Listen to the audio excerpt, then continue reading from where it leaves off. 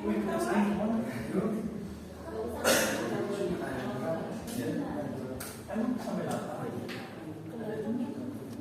semua aman.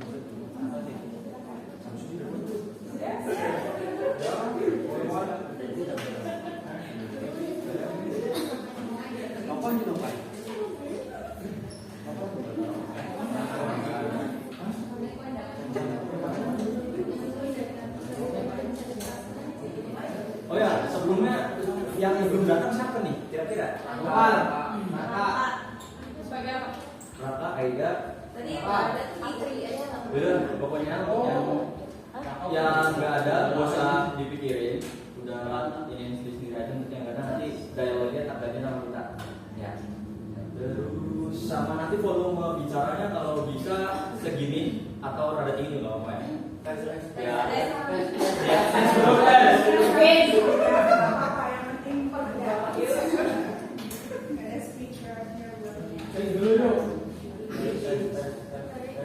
Sebelumnya yang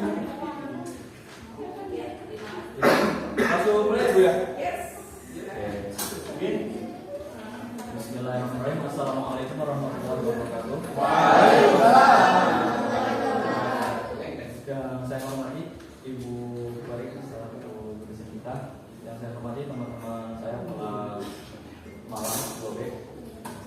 Pertama-tama mari kita mengucapkan puji dan syukur kepada hadirat Allah Ilahi Rabbi yang telah memberikan rahmat karunia kepada kita di hari ini. Dan tak lupa kita sampaikan salawat dan salam kepada baginda Nabi Muhammad SAW yang dengannya rahmat kepada Allah dari Allah turun kepada kita. Baik, di hari ini kita sebagai dari mahasiswa ekonomi syariah dari kelas 2B akan mempresentasikan sebuah materi yang berjudul kebijakan fiskal Indonesia dan transformasi ekonominya. Dalam cakupan sejauh mana kebijakan fiskal Indonesia itu berhasil mendorong transformasi ekonomi hijau tanpa menambah pertumbuhan. Yang mana untuk materi acaranya yang pertama nanti ada pembacaan ayat Al-Quran oleh kawan kita. Nama ada Niati Inayatullahi. Benar ya? Oh, ya, maaf. Dan selanjutnya ada pemaparan materi dan nanti ada sesi tanya jawab dan sharing, dan untuk terakhir nanti ada kesimpulan. Ya, baik, untuk sekiranya pertama akan disampaikan materi atau sekiranya pendahuluan oleh Teh Ramas Sadari. Untuk Ramas dipersilakan. Sama. Ya. Terima kasih Nita. Assalamualaikum warahmatullahi wabarakatuh. Waalaikumsalam warahmatullahi wabarakatuh. Nah, pada bagian kesimpulan ini saya akan memaparkan latar belakang mengapa topik kebijakan fiskal dan ekonomi hijau ini sangat relevan untuk kita bahas. Ya.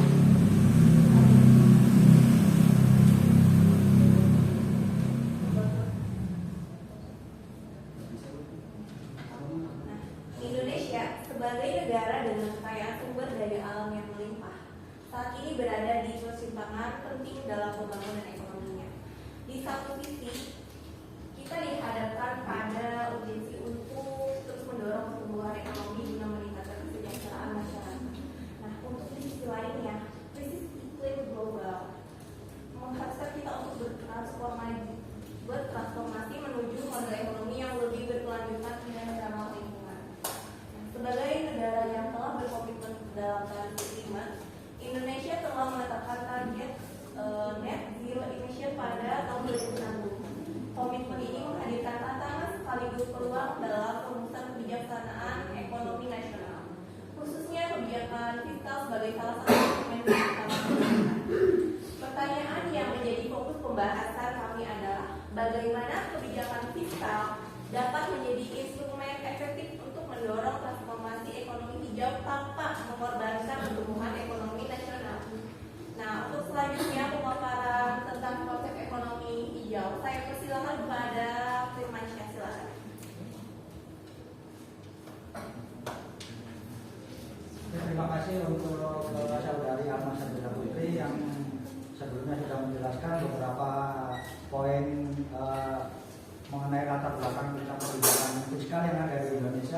kemudian tentang apa itu yang dinamakan ekonomi hijau.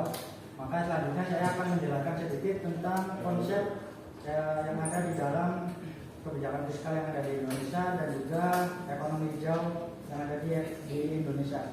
Tapi sebelum kita membahas lebih jauh mengenai kebijakan fiskal yang ada di Indonesia, perlu juga kita memahami bahwasanya untuk konsep-konsep ekonomi hijau sendiri ini ada beberapa poin yang harus kita pahami. Yang pertama, ini kita juga harus mendalami dulu ekonomi hijau secara komprehensif.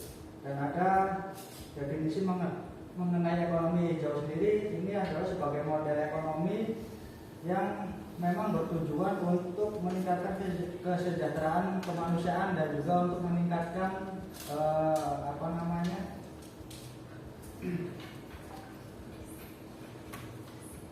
kesejahteraan manusia dan juga untuk keadilan sosial, dan juga sekaligus mengurangi untuk kerusakan lingkungan dan kelangkaan ekologis. Dan ada 3 poin karakteristik untuk ekonomi hijau. Yang pertama adalah rendah karbon, kemudian efisiensi dalam penggunaan sumber daya alam, lalu yang ketiga ada inklusif secara sosial. Dan ada beberapa tujuan dari ekonomi hijau itu sendiri, yaitu menciptakan pertumbuhan ekonomi di dalam bermasyarakat yang dilakukan secara berkelanjutan. Sejalan dengan perspektif ekonomi syariah yang menekankan pentingnya penjagaan lingkungan di sekitar kita. Lalu untuk selanjutnya adalah penjelasan tentang instrumen yang ada di dalam kebijakan fiskal di Indonesia yang akan dilanjutkan oleh saudari Inayah.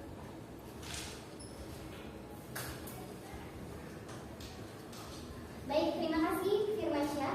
Kebijakan fiskal memainkan peran krusial dalam transformasi menuju ekonomi hijau. Terdapat beberapa instrumen kebijakan fiskal yang dapat dimanfaatkan untuk mendorong praktik ekonomi yang lebih ramah lingkungan. Pertama, pajak lingkungan atau environmental tax. Instrumen ini mencakup carbon tax, pajak emisi, dan pajak polusi yang bertujuan untuk menginternalisasi eksternalitas negatif dari aktivitas ekonomi terhadap lingkungan. Dengan adanya pajak ini, pelaku ekonomi didorong untuk mengurangi dampak negatif terhadap lingkungan. Yang kedua, insentif fiskal berupa keringanan pajak dan subsidi untuk energi terbarukan. Kebijakan ini dapat berupa tax holiday, tax allowance, atau pengurangan pajak bagi industri yang mengimplementasikan teknologi ramah lingkungan atau berinvestasi dalam energi terbarukan. Yang ketiga, pengeluaran pemerintah untuk investasi infrastruktur hijau dan riset pengembangan teknologi ramah lingkungan. Alokasi anggaran pemerintah untuk sektor ini dapat menjadi katalisator bagi berkembangnya ekonomi hijau di Indonesia. Yang keempat, instrumen pembiayaan seperti Green Bonds atau Green Sukuk. Instrumen ini merupakan surat berharga yang diterbitkan khusus untuk membiayai proyek-proyek ramah lingkungan. Yang kelima, penghapusan atau pengurangan subsidi bahan bakar fosil secara bertahap. Dana yang dihemat dari pengurangan subsidi ini dapat direalokasikan untuk membiayai inisiatif ekonomi hijau. Sekarang untuk penjelasan lebih spesifik tentang implementasi kebijakan fiskal hijau di Indonesia, saya persilakan kepada Louis Sandra Nusantara Gautam, silakan.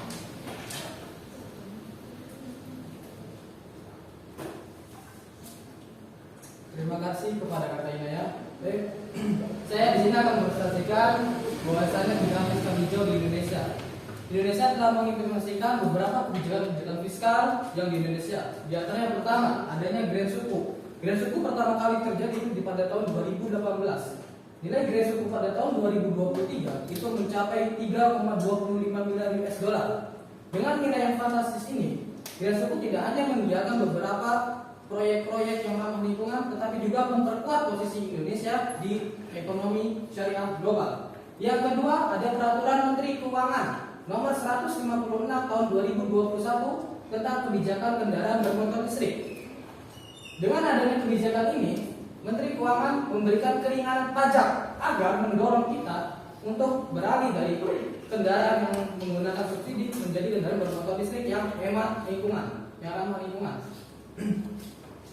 Yang ketiga ada UU dari UU HPP tahun 2021 tentang carbon tax. Walaupun masih terbatas di PLTU, tetapi dengan adanya perubahan carbon tax ini menjadi sebuah interogasi bahwasanya Indonesia akan menuju kepada ekonomi yang lebih baik dan lebih sehat ke depannya. Yang keempat itu ada namanya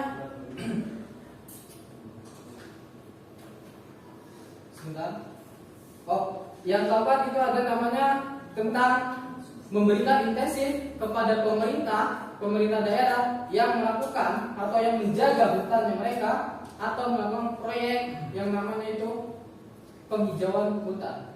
Kemudian selanjutnya mungkin akan dibacakan oleh Syekh Alfia Arifia.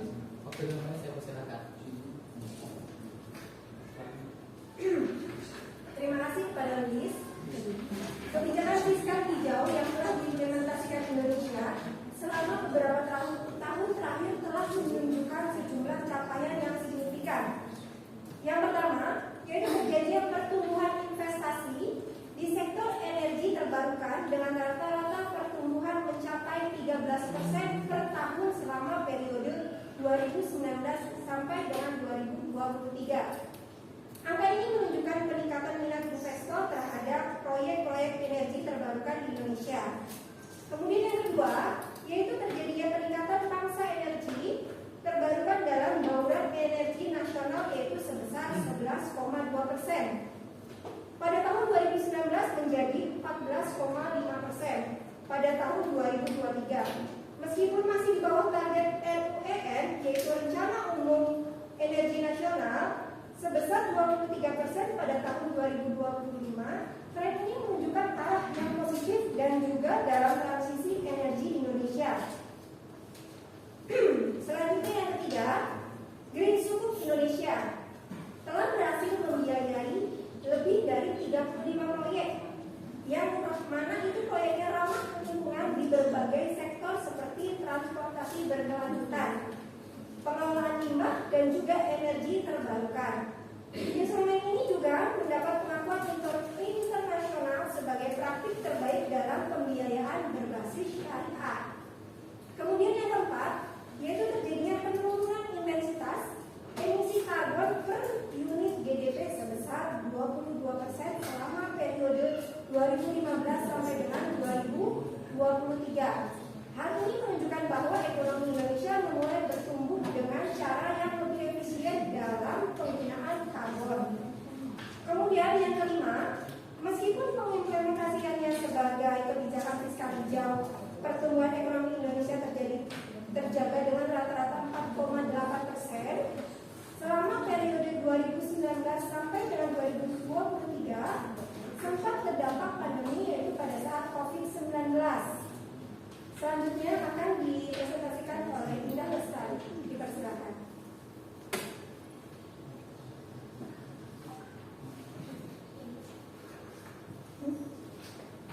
Baik, terima kasih untuk presentasinya. Berdasarkan capaian yang telah disampaikan sebelumnya, terdapat beberapa aspek positif yang menunjukkan keberhasilan kebijakan fiskal di Indonesia dalam mendorong ekonomi hijau. Yang pertama, Indonesia telah menjadi spesifik pembiayaan hijau selain green suku. Pemerintah telah melakukan mitigasi hijau dan skema berkelanjutan lainnya yang bertujuan untuk memperluas potensi sumber pendanaan untuk proyek proyek ramah lingkungan. Yang kedua, terjadinya efisiensi energi industri. Insentif fiskal dapat mendorong penggunaan teknologi hemat energi yang berdampak pada penurunan intensitas energi per unit output. Kemudian untuk yang ketiga, terjadinya pertumbuhan energi terbarukan terutama di sektor pembangkit listrik. Kemudian untuk kapasitas terpasang energi surya dan angin meningkat 2 kali lipat dalam waktu 5 tahun terakhir. Yang keempat, terjadinya penciptaan lapangan kerja hijau. Lebih dari 400.000 pekerja tercipta di sektor energi terbarukan, pengelolaan limbah, dan ekowisata.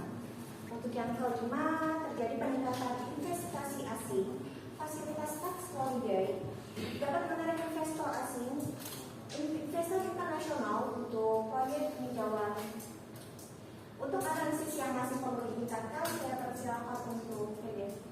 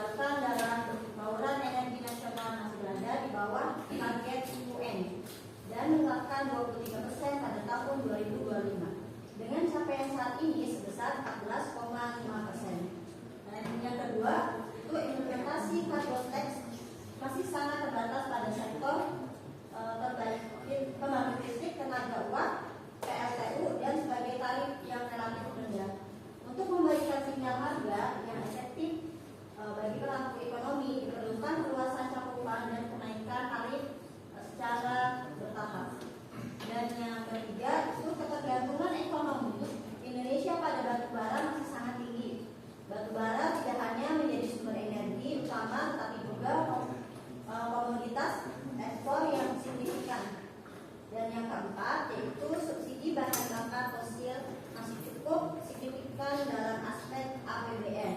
Meskipun telah ada upaya pengurangan, subsidi ini masih menjadi beban fiskal yang besar yang menghambat kompetitif teknis energi terbarukan.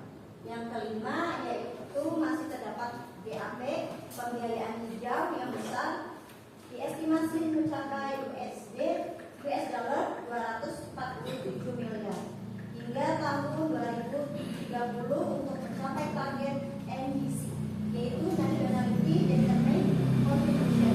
Indonesia memerlukan inovasi pembiayaan yang lebih agresif untuk kesenjangan ini.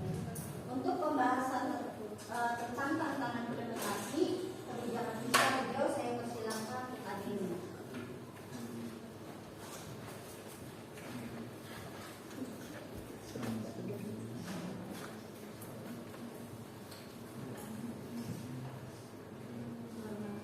Selanjutnya, implementasi kebijakan fiskal hijau Indonesia menghadapi beberapa tantangan signifikan ya. Yang pertama diantaranya adanya trade-off jangka pendek antara pertumbuhan ekonomi dan juga investasi hijau masih menjadi kendala, seperti kebijakan carbon tax dan pengurangan subsidi bahan dasar fosil dapat berdampak pada daya produksi dan juga daya saing industri dalam jangka pendek. Yang kedua, adanya resistensi yang kuat dari sektor padat karbon seperti baja, semen, dan juga pembangkit listrik berbasis batu bara sering menentang kebijakan ini karena kekhawatiran terhadap dampak biaya. Yang tiga, keterbatasan anggaran dari pemerintah masih menjadi kendala dalam penyediaan insentif fiskal hijau yang memadai. Sektor-sektor prioritas seperti sektor infrastruktur, pendidikan, dan kesehatan masih menjadi tantangan untuk kompetisi alokasi anggaran. Yang keempat, infrastruktur yang belum memadai untuk ekonomi ini seperti jaringan transmisi untuk energi terbarukan dan infrastruktur untuk kendaraan listrik masih belum memadai di banyak wilayah di Indonesia. Yang kelima, koordinasi antar kementerian yang sulit karena kebijakan ini memerlukan koordinasi yang cukup banyak kementerian dan juga lembaga seperti Kementerian SDM, Perindustrian, dan juga Kehutanan dan Keuangan. Yang keenam, kapasitas teknis yang belum merata terutama di tingkat pemerintah daerah dalam pengimplementasian fiskal hijau ini. Selanjutnya, untuk fiskal hijau dalam perspektif ekonomi syariah, saya serahkan kepada Samsudin.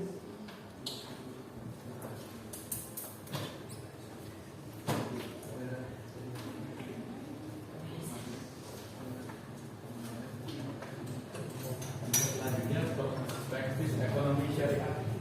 Ekonomi hijau sejalan dengan ekonomi syariah seperti tanggung jawab, jaga lingkungan, syariah, larangan pemborosan dan kerusakan, israf dan fasad, prinsip kemaslahatan umum, keadilan antar generasi, serta penggunaan sukuk hijau untuk membiayai proyek berkelanjutan. Selanjutnya, silakan bisa.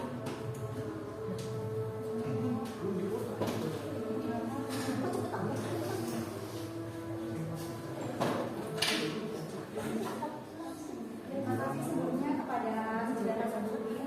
Jadi pada kali ini saya akan memaparkan tentang perbandingan kebijakan fiskal dengan negara muslim lainnya. Jadi beberapa negara muslim juga mengimplementasikan kebijakan fiskal untuk mendorong ekonomi hijau. Salah satunya dari negara tetangga kita yaitu Malaysia.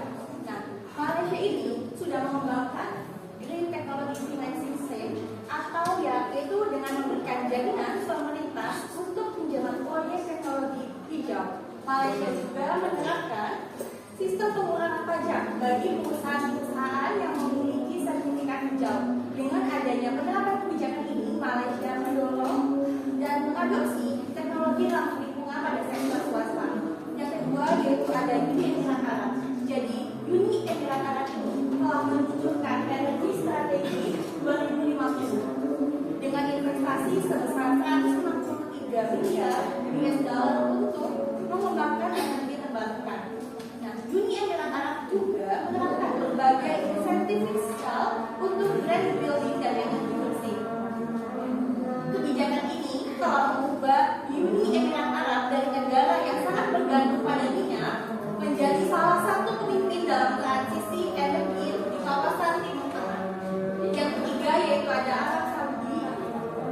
Jadi Arab Saudi ini memiliki visi di tahun 2030 dengan menargetkan 50% energi terbarukan dalam baluan energinya. Yaitu untuk mencapai target tersebut, Arab Saudi menerapkan berbagai insentif fiskal dari investasi publik besar-besaran dan juga sektor energi terbarukan.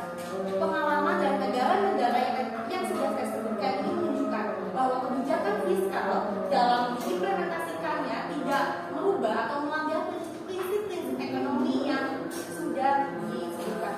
Dan bahkan dari kebijakan tersebut justru memperkuat implementasi nilai-nilai Islam dalam pembangunan ekonomi. Untuk selanjutnya yaitu rekomendasi kebijakan fiskal hijau yang akan disampaikan oleh Firma. Padanya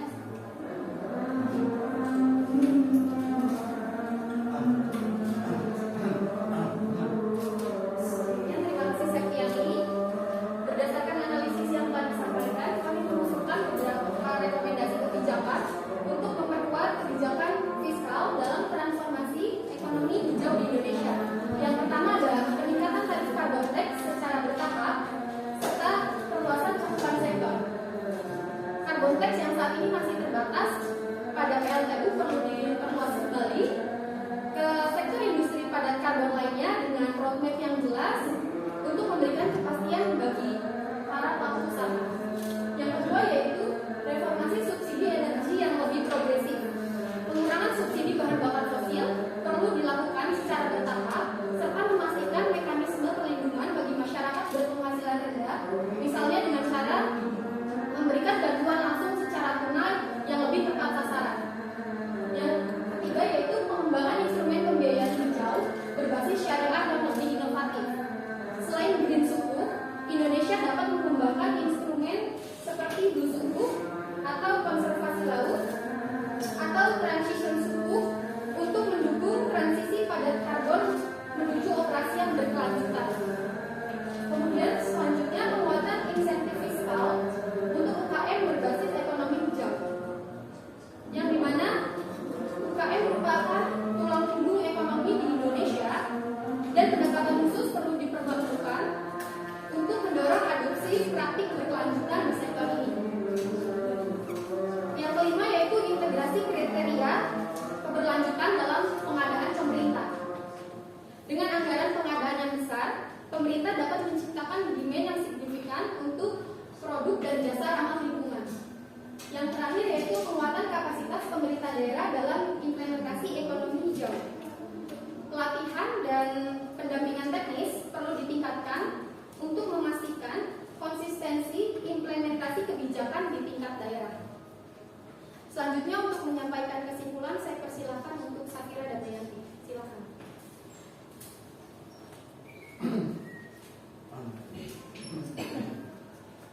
Baik, sebelumnya terima kasih untuk para pemateri yang telah menjelaskan materi dengan sangat baik.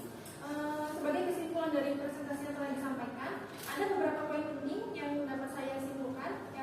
Yang pertama, kebijakan fiskal Indonesia telah meraih berbagai kemajuan yang signifikan dalam mendorong transformasi menuju ekonomi hijau seperti green sukuk dan insentif fiskal. Yang kedua, negara Indonesia juga telah berhasil menciptakan best practice global, terutama melalui green sukuk yang telah berhasil mendapatkan pengakuan internasional sebagai pembiayaan hijau yang berbasis ekonomi syariah. Lalu yang ketiga, meskipun terdapat berbagai kemajuan, namun masih juga terdapat gap yang signifikan untuk mencapai target net zero emission 2060. Lalu yang keempat, diperlukan juga keseimbangan yang lebih baik antara instrumen insentif dan instrumen disinsentif agar terciptanya sinyal harga yang efektif bagi para pelaku ekonomi. Lalu yang terakhir, pendekatan ekonomi syariah melalui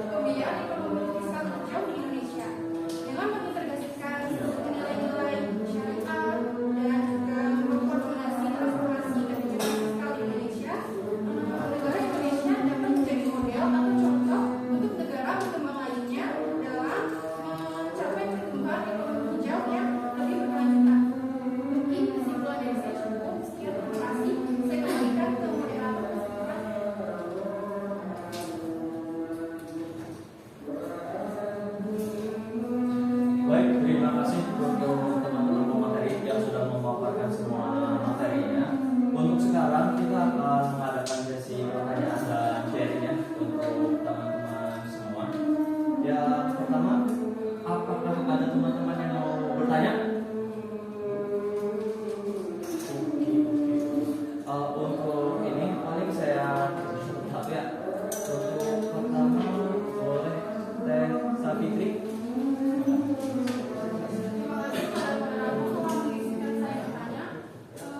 Pertanyaan saya, bagaimana kebijakan pembisnis kami Indonesia mempengaruhi daya saing di industri nasional dan di pasar global, terutama dengan adanya tren carbon border tax dengan negara maju seperti Uni Eropa. Baik. Terima kasih untuk Teh Savitri atas pertanyaannya. Untuk tim pemateri mau langsung dijawab? Oke, boleh. Boleh di tempat, boleh. Di luar. Baik, terima kasih kepada Teh Savitri yang sudah mempertanyakan bahwasanya mengenai dampak kebijakan fiskal ekonomi hijau terhadap daya saing industri, terutama di Uni Eropa. Yang pertama, kebijakan fiskal ini mengimplementasikan seperti carbon tax dan intensif energi terbaru. Sebenarnya itu mempersiapkan industri Indonesia ke dalam kancah internasional. Sama halnya dengan Uni Eropa yang telah melakukan Carbon Border Adjustment Mechanism atau CBAM. Industri Indonesia yang telah memulai beradaptasi dengan kebijakan fiskal hijau domestik akan lebih siap bersaing di luar negeri.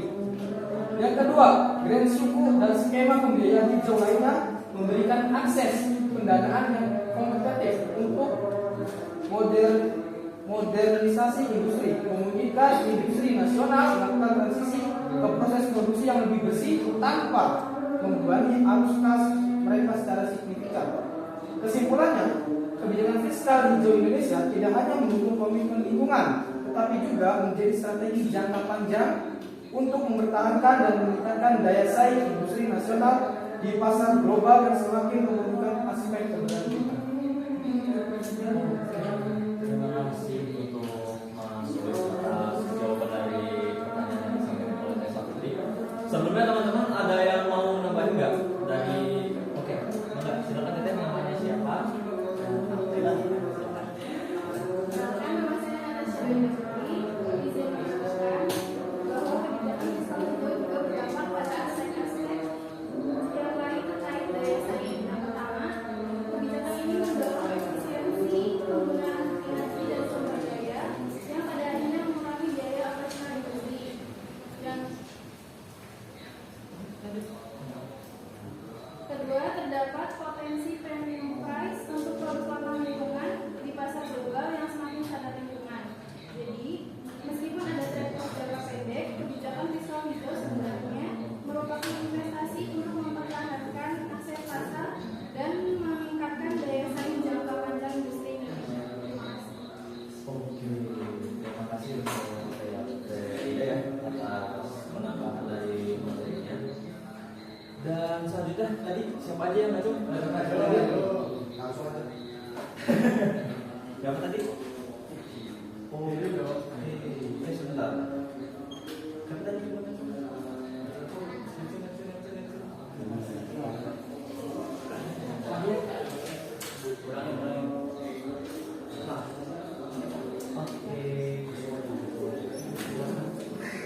Boleh? Siapa namanya? Boleh? Silakan Perkenalkan, saya Muhammad. Pertanyaan saya, bagaimana kebijakan fiskal hijau berdampak pada masyarakat berpendapatan rendah, terutama ketika subsidi BBM dipotong. Apakah ada mekanisme dan keadilan dalam transisi energi? Terima kasih. Pertanyaannya.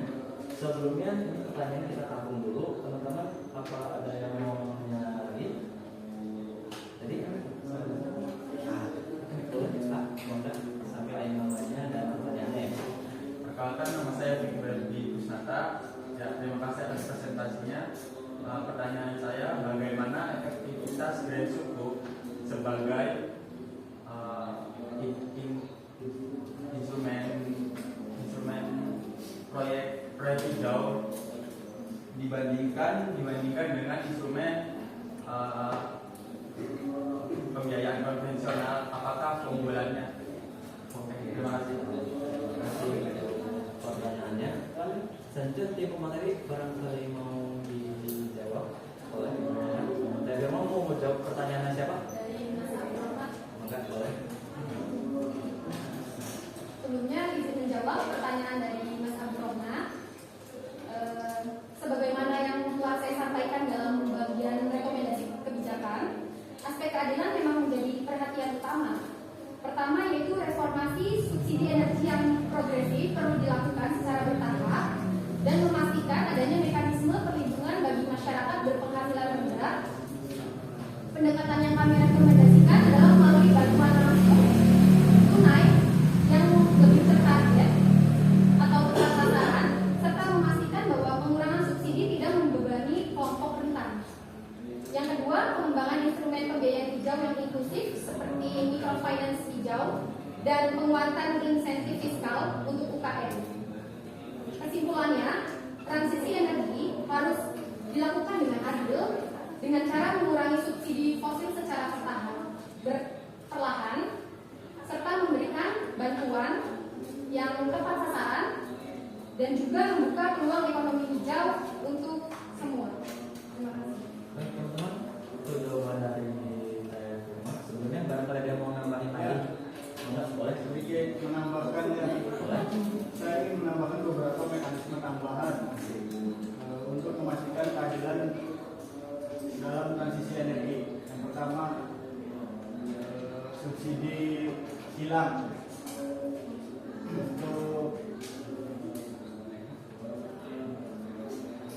untuk energi terbarukan. Pemerintah dapat menerapkan mekanisme skema subsidi silang di mana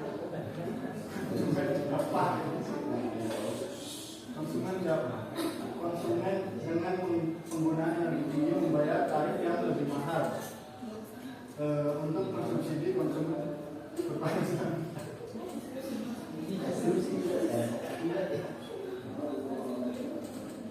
Kedua, pengembangan transformasi publik berkelanjutan.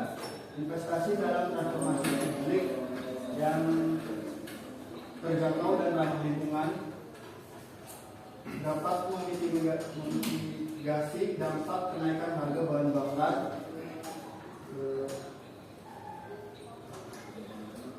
pada mobilitas masyarakat berpendapatan rendah. Ketiga, program subsidi khusus untuk adopsi teknologi hijau oleh rumah tangga berpendapatan rendah, contoh lampu hemat energi, kompor induksi, dan atau panel surya skala kecil. Dalam perspektif ekonomi syariah, konsep adalah keadilan dan ihsan adalah keadilan. Menekankan pentingnya memperhatikan kelompok rentan dalam kebijakan ekonomi. Oleh karena itu, transisi energi harus dilakukan dengan prinsip green transition yang memastikan bahwa biaya dan manfaat transformasi ekonomi hijau didistribusikan secara adil. Terima kasih. Baik, terima kasih untuk Mas Andik atas tambahan dari jawaban Teh Firman. Untuk selanjutnya dari pertanyaan Mas Diki dari pemateri, silakan barangkali dijawab. Terima kasih Diki atas pertanyaannya. Saya akan menjawab pertanyaannya. Pertama, Green Sukuk memiliki keselarasan dengan prinsip-prinsip ekonomi syariah. Yang kedua, struktur sukuk berbasis aset real sehingga penggunaan dana lebih transparan dan terarah. Kesimpulannya, Green Sukuk bukan hanya instrumen pembiayaan alternatif, tapi juga representasi konkret terhadap lingkungan dapat diintegrasikan ke dalam sistem lingkungan modern. Oke, terima kasih sekali Mas Samsudin atas jawabannya. Nanti barangkali tadi ada yang mau lagi, boleh tadi bukan tadi sih, saya ada yang bertanya ya.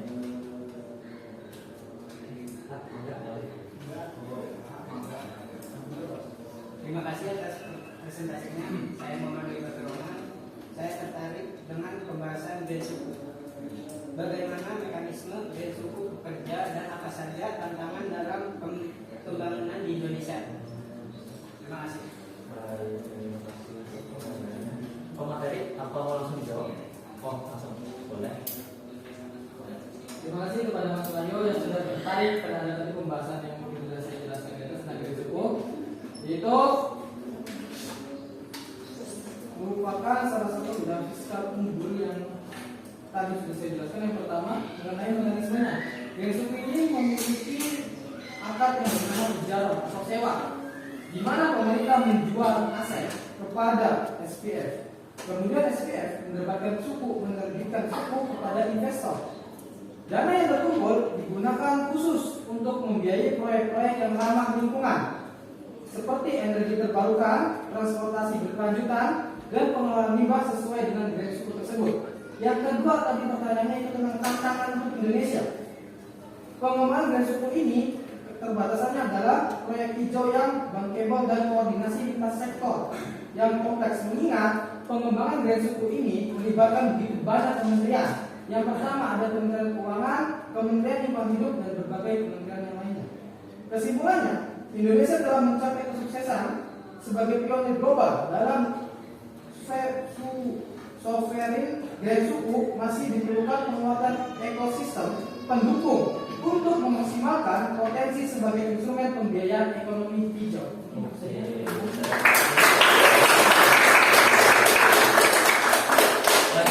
Terima kasih untuk Mas Luis atas jawabannya. Tadi kan udah beberapa pemateri yang sekiranya menambahkan. Barangkali teman-teman ada yang mau ngisi pendapat? Oh enggak, sampaikan nama dan.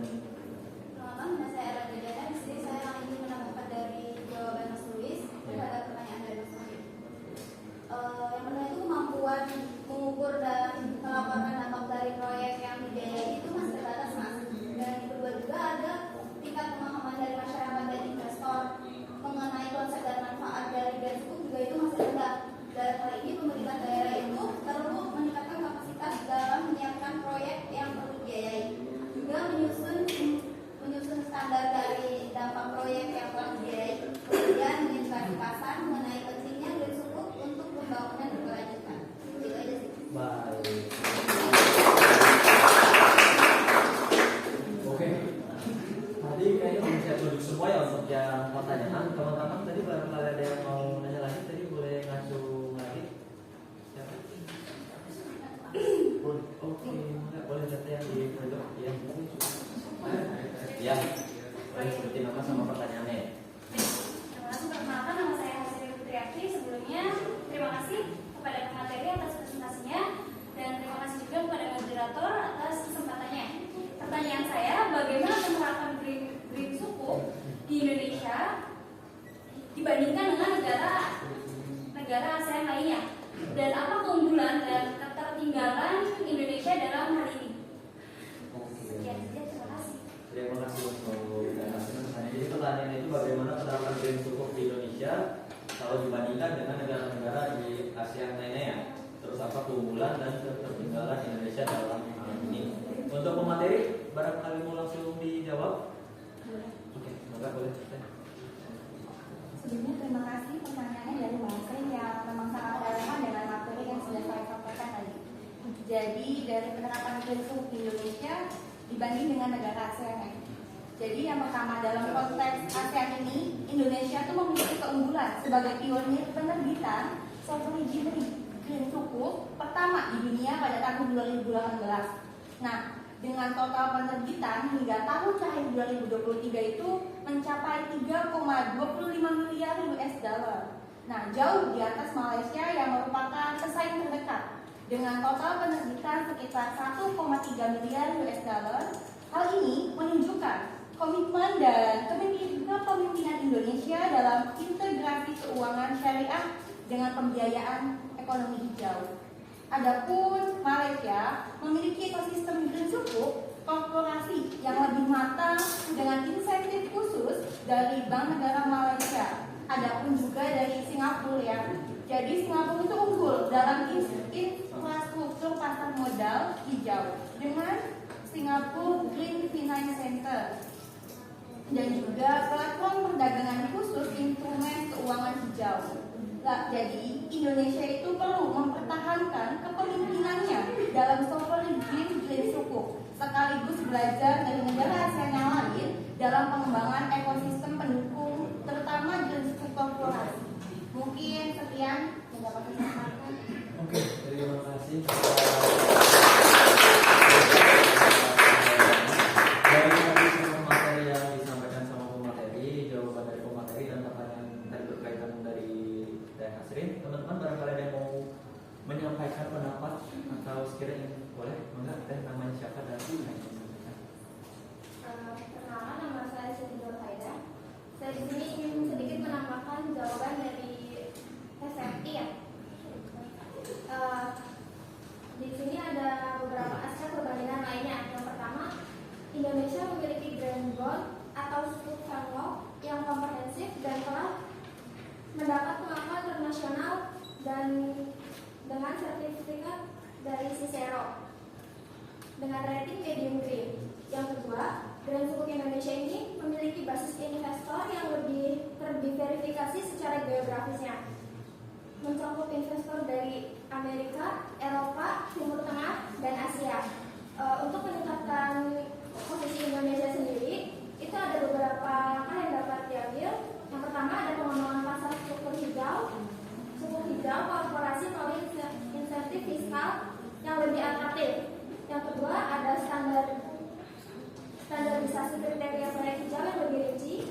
Yang ketiga ada penguatan kapasitas pemerintah daerah dalam mengembangkan proyek hijau dan bankable yang dapat dibiayai oleh sukuk. Sekian penambahan dari saya.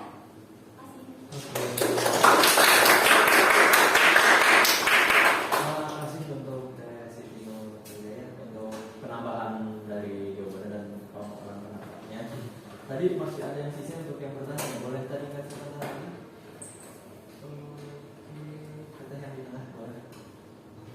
Perkenalkan, nama saya Saul Tanda ingin bertanya. Dari pemaparan materi yang tadi, saya ingin bertanya bagaimana peran teknologi digital dalam upaya mendukung implementasi kebijakan fiskal hijau di Indonesia.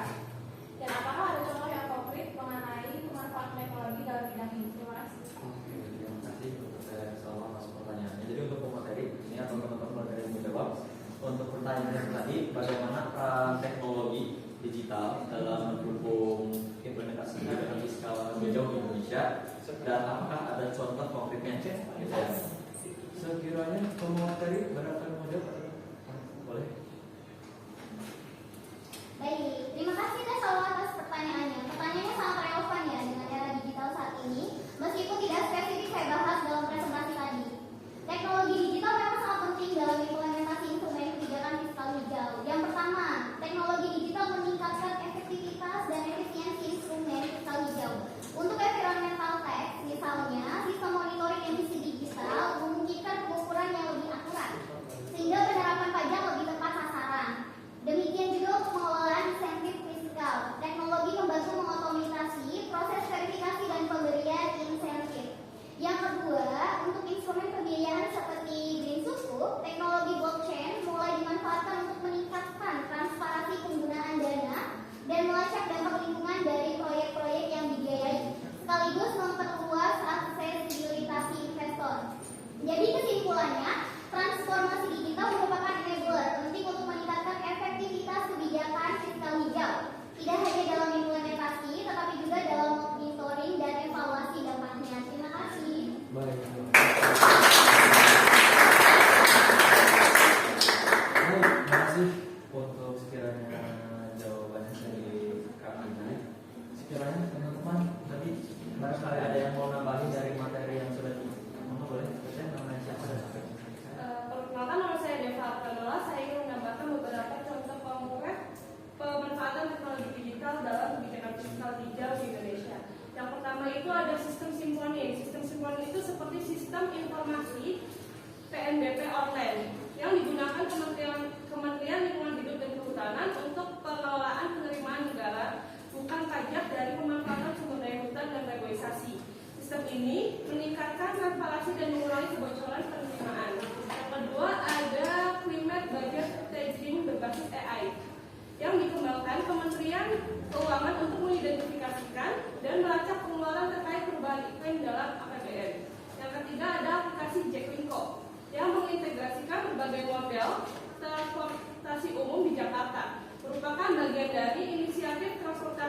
berkelanjutan yang didukung oleh insentif fiskal dari pemerintah.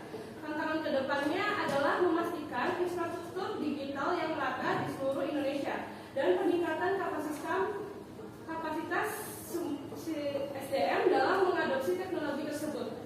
Hal ini penting untuk memastikan bahwa manfaat dari digitalisasi kebijakan fiskal hijau dapat dirasakan secara inklusif.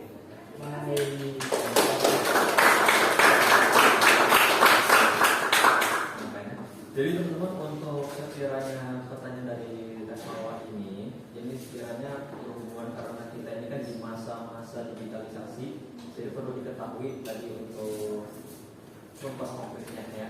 Dan sekiranya teman-teman di depannya bisa menemukan inovasi yang sekiranya bisa membantu Indonesia untuk mempermudah. Terima kasih Kak Depa sekali lagi. Barangkali teman-teman tadi yang belum sampai, oke, boleh Kak, semoga namanya ada Perkenalkan, nama saya Vito Muhammad Muhiram. Sebelumnya terima kasih atas presentasinya.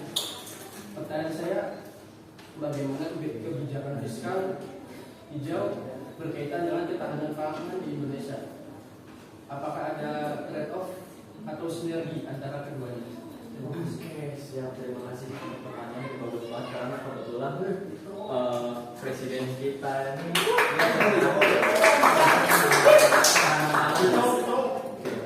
jadi untuk sekiranya teman-teman pemateri yang mau jawab, ini pertanyaan yang sangat penting, barangkali sekiranya ingin dijawab. Boleh, silakan.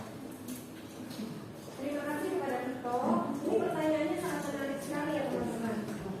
Kebijakan fiskal ini berdasarkan capaian hijaunya itu sebelumnya sudah dikaitkan dengan ketahanan pangan pada saat materi saya sampaikan.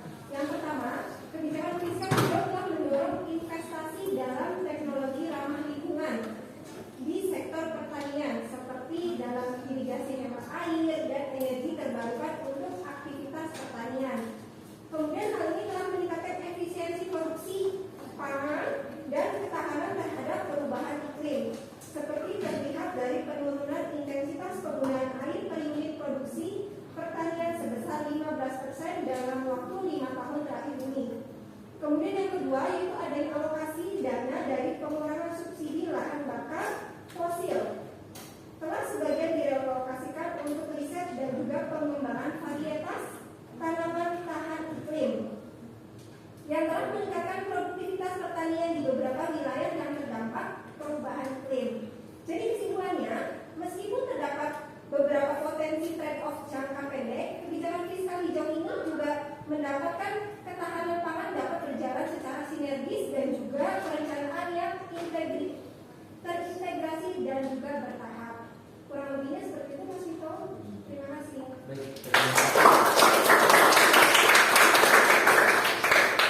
Terima kasih untuk pemateri yang sudah menjawab pertanyaan dari Mas Vito yang pertanyaannya bagus banget.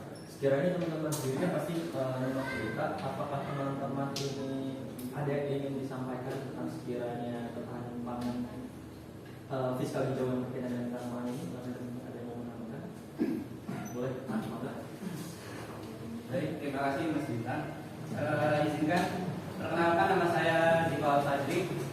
Saya ingin menambahkan beberapa aspek sinergi dan trade-off lainnya. Jadi dalam hal sinergi, skema pembayaran jasa lingkungan memberikan insentif bagi petani untuk menjaga fungsi ekonomi ekosistem, seperti konservasi air dan perlindungan keanekaragaman hayati yang mendukung berkelanjutan produksi pangan. Namun terdapat juga potensi trade-off yang perlu diantisipasi, terutama ada dua. Yang pertama yaitu carbon tax yang diterapkan pada sektor industri dapat meningkatkan biaya input pertanian seperti pupuk dan pestisida jika tidak disertai dengan skema kompensasi untuk petani kecil. Sedangkan yang kedua yaitu alih fungsi lahan untuk proyek energi terbarukan skala besar seperti PLTS atau perkebunan biofuel dapat berkompetensi dengan lahan untuk produksi pangan jika tidak direncanakan dengan baik. Jadi untuk mengoptimalkan sinergi, penerapan Silmet Smart Agriculture yang didukung oleh insentif fiskal dapat menggabungkan peningkatan produktivitas pangan dengan adaptasi dan mitigasi perubahan iklim. Kurang lebih itu tambahan dari saya. Terima kasih.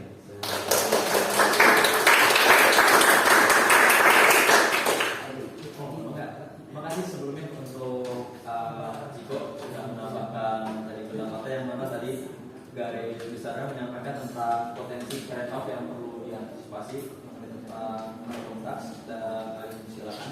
Sekiranya boleh tanya. Ya, terima kasih atas presentasinya. Perkenalkan, nama saya Abdul Abbas. Izin bertanya, bagaimana perspektif Makassih Syariah dapat memperkaya pendekatan kebijakan fiskal hijau di Indonesia? Apakah ada contoh konkret implementasinya? Terima kasih untuk Mas Abdul Abbas. Tadi untuk pertanyaannya sendiri itu tentang perspektif Makassih Syariah ya, mengenai pandangannya dalam memperkaya pendekatan pada kebijakan fiskal hijau di Indonesia dan kembali memberikan contohnya. Sekiranya kalau materi barangkali ada yang menjawab, dan nanti untuk teman-teman yang mau menambahkan ada kesempatan juga. Terima kasih. Pertanyaannya, Abdul. Pertama, Makassih Syariah dengan 5 perlindungan utamanya agama, 2 akal keturunan dan harta. Konteks khalifah menekankan tanggung jawab manusia sebagai pengelola bumi. Kedua, prinsip maslahat permasalahan umum, menekankan manfaat jangka panjang termasuk untuk generasi mendatang.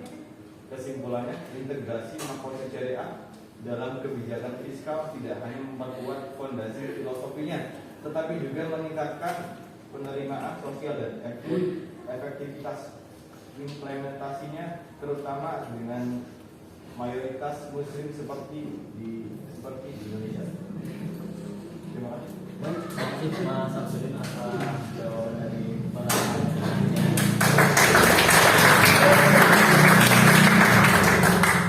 Jadi tadi pertanyaan dari Mas Abdul Abbas itu perspektif Makassih Syariah mengenai kebijakan fiskal hijau, dan teman-teman tadi itu jawaban dari Mas Samsudin. Apakah ada yang ingin menambahkan atau memberikan informasi? Boleh kita namanya siapa dan Nama saya Noval Agisia Adi. Saya ingin menambahkan beberapa contoh konkret implementasi perspektif saya dalam kebijakan fiskal hijau di Indonesia. Yang pertama, Green Suku Indonesia yang mengintegrasikan prinsip-prinsip keuangan syariah dengan tujuan lingkungan struktur akad ijrah dalam Green Sukuk memastikan bahwa pembiayaan terkait dengan aset real yang memberikan manfaat lingkungan, menerapkan prinsip keseimbangan antara kepentingan ekonomi dan ekologi. Yang kedua, pengembangan dana lingkungan hidup syariah oleh BPDLH, Badan Pengelola Dana Lingkungan Hidup, yang mengelola dana reboisasi dan konversasi berdasarkan prinsip syariah, mencerminkan konsep amanah kepercayaan dalam pengelolaan sumber daya alam. Oke. Udah, ceritanya? Udah. Oke, siap. Terima kasih.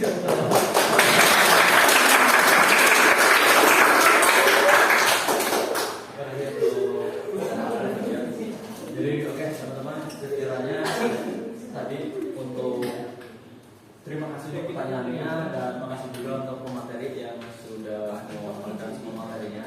Di sini saya sebagai pengunjung acara, moderator yang pengunjung acara, ingin menyampaikan beberapa hal yang sudah saya catat. Jadi yang pertama itu ada Green Sukuk, itu merupakan inovasi penting yang memadukan prinsip syariah dengan pembiayaan hijau, yang mana Indonesia itu telah menjadi pionir global dalam ekonomi hijau ini. Gitu. Dan poin yang kedua, untuk kebijakan fiskal hijau itu perlu memperhatikan aspek keadilan, terutama dampaknya pada masyarakat yang berpendapatan rendah. Yang ketiga itu ada teknologi digital, itu membuka peluang baru dalam implementasinya. dan pemantauan kebijakan fiskal hijau. Yang mana tadi sempat disampaikan juga terkait pertanyaan oleh Pak tadi. Yang keempat ada perspektif ekonomi syariah, khusus maksud syariah yang tadi sempat ditanyakan oleh Mas Abdul Abbas, yang mana itu dapat dalam khususnya di maksud syariah itu dapat memperkaya pendekatan kebijakan fiskal dengan dimensi moral, spiritual, dan keadilan intergenerasi seperti itu. Dan yang kelima ada kebijakan fiskal hijau dan ketahanan pangan dapat berjalan sinergis dengan perencanaan yang tepat. Dan sekiranya saya sekali lagi menyampaikan terima kasih kepada teman-teman pemateri dan teman-teman yang sudah menyampaikan pertanyaan maupun berintegrasi. Selebih saya juga menyampaikan terima kasih kepada Ibu Fari selaku dosen.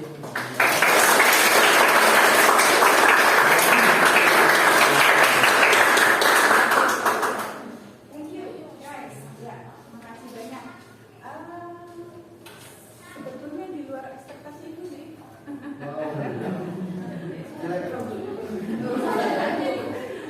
Cuma pakai gini.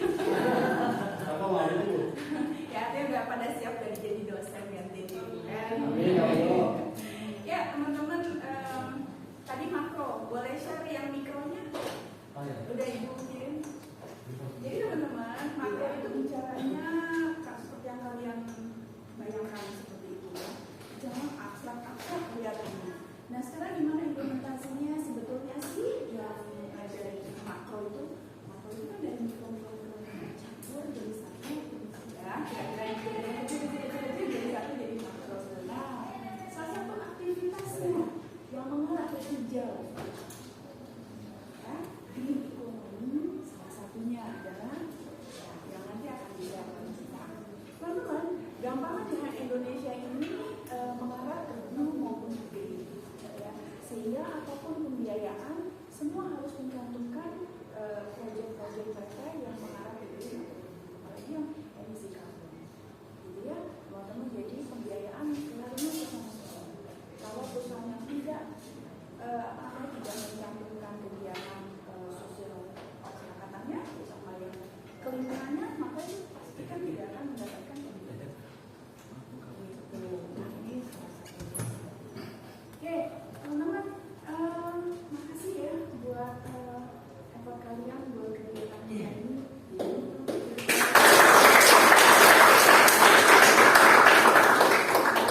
Salah satu kakak kalian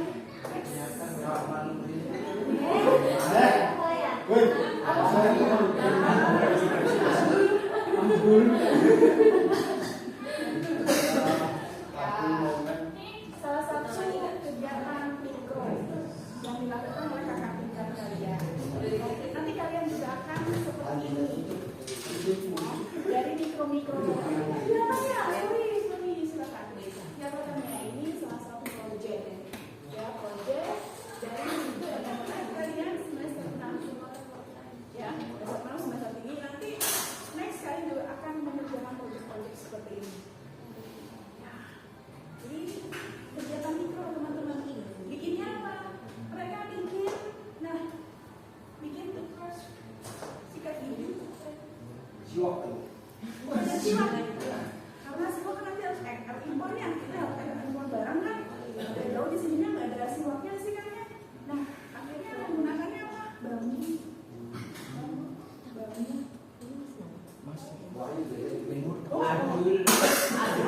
Dan ini sudah bikin sampelnya loh. Sudah ada sampelnya, sudah dibuatkan sampelnya. Dari kemasannya sampai dengan tidak ada yang menggunakan kimiawi. Semuanya menggunakan produk-produk alam dan semua sumber dayanya dari lokal. Dan di sini ada proyek juga untuk tadi reboisasi penanaman kembali. Ada ya tadi teman-teman kalian? Nah, itu teman-teman ini proyek. Salah satu contoh proyek. Dan di sini juga bisa naikin lagi. Naikin, Mas, dulu. Ini merangkap ya. Rangkap jabatan nggak boleh. Disentuh. Satu. Biasa. Ya, lanjut lagi. Ya, teman-teman. Jadi di sini juga ada proyeksi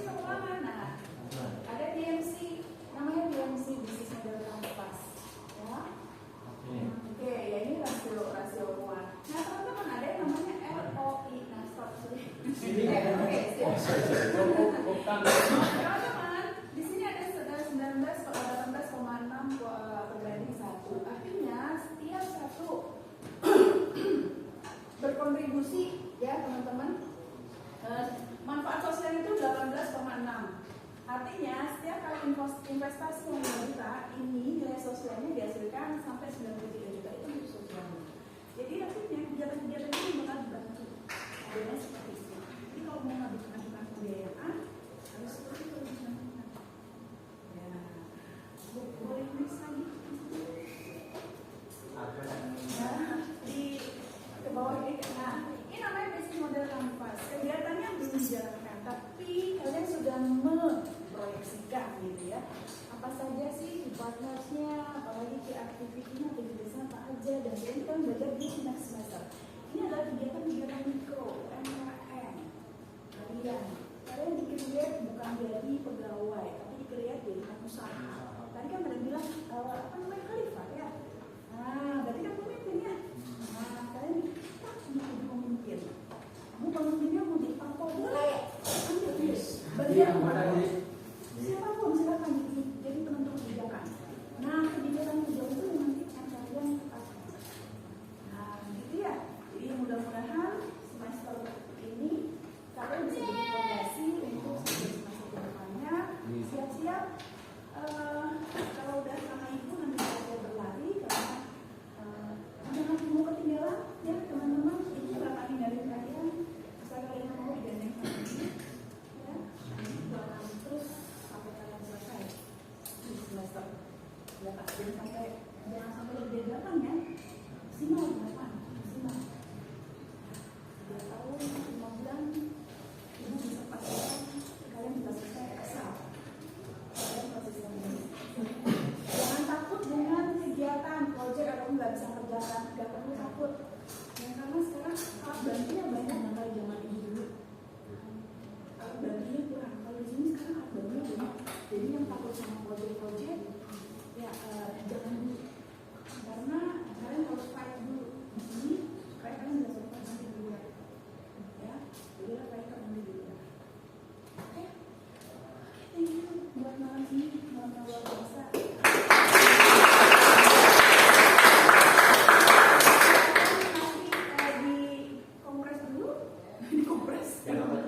Ya, biar supaya nggak terlalu besar videonya dan lain-lainnya, teman-teman nanti tinggal upload saja di room tugas ya, sudah ibu buka. Silahkan sampai minggu depan, minggu bukanya barangkali ada yang kelupaan, tapi jangan diabaikan soalnya buka lagi ada susah. Ya, walaupun edukasi nilai belum tentu dari kampusnya keluar. Ya, mudah-mudahan kalian ada yang bermasalah dengan administrasinya, dan silakan. Belum ada KPN. Ada yang bertanya dulu? Oh no.